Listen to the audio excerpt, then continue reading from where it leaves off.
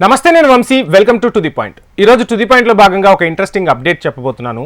ప్రపంచంలో ఎప్పుడు ఎక్కడ ఏ దేశాల మధ్య యుద్ధం జరిగినా ఆ యుద్ధంలో ఎక్కడో చోట అమెరికా తలదూర్చుతుంది. అసలు ప్రపంచంలో ఏ యుద్ధం జరిగినా అమెరికా ఎందుకు తలదూర్చుతుంది?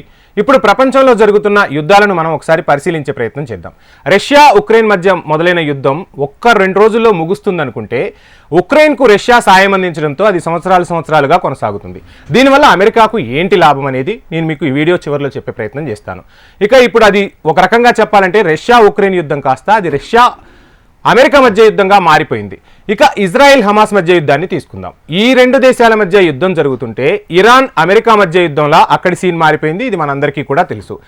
పెంటగాన్ వేదికగా అసలు ఏం జరుగుతోంది? ప్రపంచ దేశాలకు అగ్రరాజ్యమని చెబుతున్న అమెరికా మంచి మార్గదర్శకంలో ఉండాలి. ప్రపంచ దేశాల మధ్య ఏవైనా సమస్యలుంటే ఆ సమస్యలను తొలగించే ప్రయత్నం చేయాలి. కానీ ఇటువంటి ప్రయత్నాలు చేయకుండా ప్రపంచ దేశాల మధ్య చిచ్చు పెడుతూ అగ్రరాజ్యం ఆ చిచ్చుకు చలి కాచుకుంటుంది అనేది నిఘా వర్గాలకు సంబంధించిన సమాచారం. చాలా మందికి ఈ విషయాలు తెలుసు, కానీ ఏ దేశం కూడా అమెరికాపై డైరెక్ట్గా అటాక్ అనేవి చేయవు. అక్కడి అధికారులు కొన్ని కీలక పత్రాలను బయటకు రావడంతో ఈ విషయాలు అనేవి తేటతెల్లమైపోతున్నాయి. ప్రపంచంలో ఏ దేశం అభివృద్ధి చెందుతుందో ఆ దేశాన్ని పెంటగాన్ వేదికగా అమెరికా టార్గెట్ చేస్తుంటుందట. దీనికి సంబంధించి అధికారులు కసరత్తు కూడా చేస్తూ ఉంటారట. ఆ దేశాన్ని ఎలా దెబ్బతీయాలని కుట్రలు పన్నుతూ ఉంటుందట అమెరికా. ఎందుకు అమెరికా ఇలా చేస్తుంది అనేది నేను మీకు చెప్పే ప్రయత్నం చేస్తాను. ముందుగా రష్యా ఉక్రెయిన్ యుద్ధాన్ని తీసుకుంటే ఆ ఉక్రెయిన్కు పెద్ద ఎత్తున ఆయుధ సామాగ్రిని అమెరికా పంపించింది.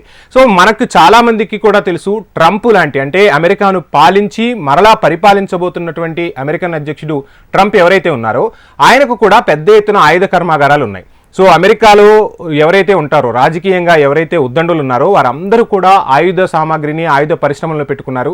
వాటన్నింటినీ మార్కెటింగ్ చేసుకునేందుకు కూడా ఇలా చేస్తున్నారు అనేది ప్రపంచ దేశాలకు తెలిసిన సత్యమే. అమెరికా అగ్రరాజ్యంగా ఇది బయటికి కనిపించేది. కానీ అమెరికా అగ్రరాజ్యంగా ఉండాలి అంటే ప్రపంచ దేశాల మధ్య ఎప్పుడు ఏదో ఒక యుద్ధం జరుగుతూ ఉండాలి. ఆ యుద్ధాన్ని బూచిగా చూపించి సమస్యలను పక్కదోవ పట్టించి అమెరికా ఎదుగుతూ ఉండాలి అనే తాపత్రయం అనేది ఎప్పుడు అమెరికా పడుతూ ఉంటుందట. ప్రపంచ దేశాల్లో ఏం జరుగుతుంది, ఎక్కడ ఏ దేశం అమెరికా కన్నా ముందుకు వెళ్తుంది అనేది ఎప్పటికప్పుడు ఇన్ఫర్మేషన్ రాబట్టుకొని దానికి తగ్గట్టుగా పెంటగాన్ వేదికగా అధికారులు వ్యూహాలు పన్నుతూ ఉంటారట.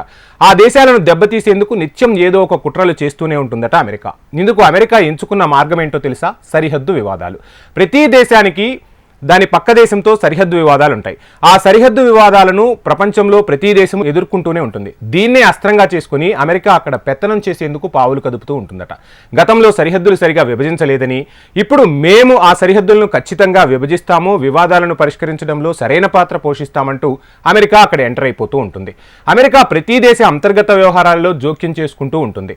అక్కడ అగ్గి రాజేస్తూ చలి కాచుకుంటూ ఉంటుంది. ఉదాహరణకు రష్యా ఉక్రెయిన్ కావచ్చు, పాకిస్తాన్ ఆఫ్ఘనిస్తాన్ అవ్వచ్చు. ఇలా ఏ దేశంలో ఎక్కడ చూసినా మన భారత్ పాకిస్తాన్ విషయంలో కూడా అమెరికా పాకిస్తాన్కే ఇండైరెక్ట్గా సపోర్ట్ చేస్తుందనే విషయం మనందరికీ కూడా తెలిసిందే. ప్రపంచ దేశాలకు కూడా ఇది తెలిసిన విషయమే. ఇలా ఎక్కడికక్కడ సరిహద్దు వివాదాలను తెర మీదకు తెచ్చి అక్కడ అగ్గి రాజేస్తూ తన పెత్తనం ముందుకు సాగే విధంగా అగ్రరాజ్యం చర్యలు తీసుకుంటుంది. ఈ విషయాలన్నీ కూడా ఇటీవల అమెరికాకు చెందిన యుద్ధ రహస్య కీలక పత్రాలు లీక్ అవటం వల్ల ప్రపంచ దేశాలకు తెలుస్తూ ఉన్నాయి. ప్రపంచ దేశాలన్నీ ఏదో ఒక దేశంతో ఏదో ఒక సమస్యతో ఎప్పుడూ నలిగిపోతుంటే ఆ సమస్యను క్యాష్ చేసుకుని అమెరికా మాత్రం తన నిధులను పెంచుకుంటూ అగ్రరాజ్యంగా ముందుకు వెళ్లే ప్రయత్నం చేస్తుంది. సమస్యను తానే సృష్టించి ఆ సమస్యకు తానే పరిష్కారాన్ని కనుక్కుంటున్నానని తెగ బిల్డప్ ఇచ్చేస్తుంది అమెరికా. ప్రపంచ దేశాలను తన గుప్పెట్లో పెట్టుకునేందుకే అగ్రరాజ్యం ఇటువంటి చర్యలు తీసుకుంటుందట.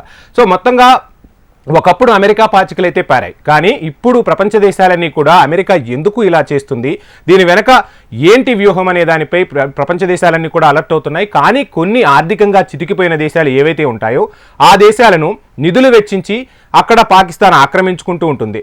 ఆఫ్ఘనిస్తాన్నే మనం చూసుకుంటే అక్కడ ఉన్న మానవ వనరులను కొల్లగొట్టేందుకు, సహజ వనరులను కొల్లగొట్టేందుకు అక్కడ పెద్ద ఎత్తున అమెరికాకు సంబంధించిన మానవరులను అక్కడికి పంపించి ఆ సహజ వనరులను దోచుకునే ప్రయత్నం చేసింది. ఎక్కడైతే సహజ వనరులు బాగా ఉంటాయో ఆ సహజ వనరులను దోచుకునేందుకు కూడా అమెరికా ఇలాంటి చిచ్చులు పెడుతూ ఎదుగుతూ ఉంటుంది. సో ఇది మొత్తంగా అమెరికన్ స్టోరీ. సో ప్రపంచ దేశాలన్నీ కూడా ఇప్పుడు అలర్ట్ అవుతున్నాయి.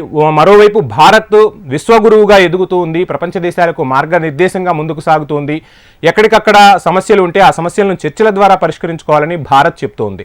సో ఇది భారత్కు అమెరికాకు మధ్య ఉన్న వ్యత్యాసం. సో ఏది ఏమైనా అమెరికా పెత్తనం అనేది కొద్ది రోజుల్లో ఖచ్చితంగా పోవటం అనేది ఖాయం. భారత్ అనేది అగ్రరాజ్యంగా ఎదగటం కూడా సుస్పష్టం. ఇది వాళ్ళ to the point. Please subscribe HM TV.